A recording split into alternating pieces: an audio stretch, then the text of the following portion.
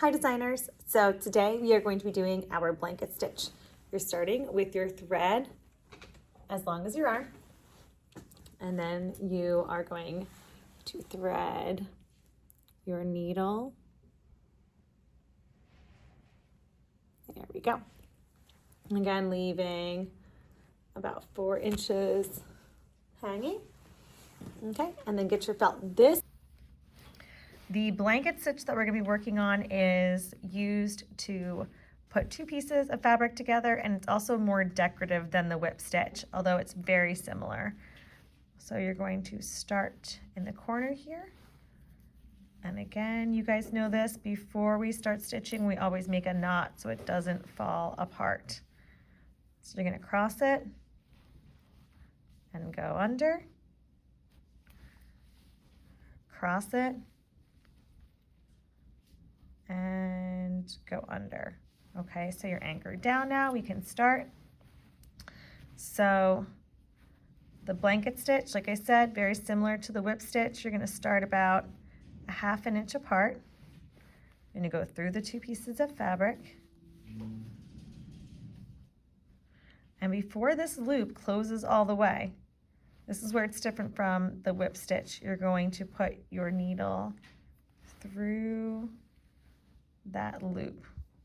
So you should have this line of thread up top connecting them, and your stitch is going to be a little bit straighter. So try and make them the same length apart and the same distance here.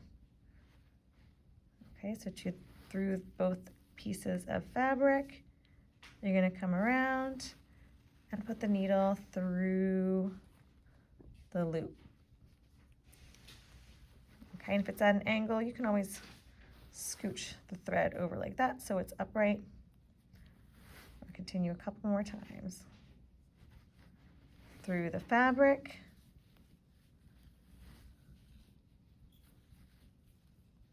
And then through the loop.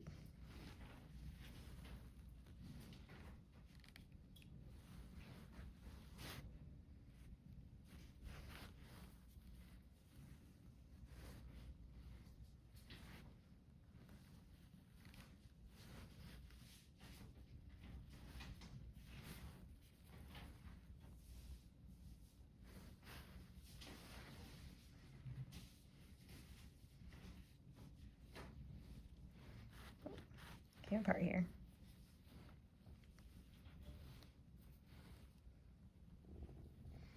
No problem, we'll just rethread it, and then you guys know at the end, every time we're done stitching, you've got to make a knot again. You don't want this to fall apart, you don't lose all your work.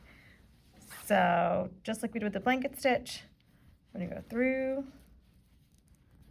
and we're going to go through the loop, but this time instead of just once, we're going to do it a whole bunch of times. Make a knot, secure it down. That's good, anchored, and you're done. Blanket stitch.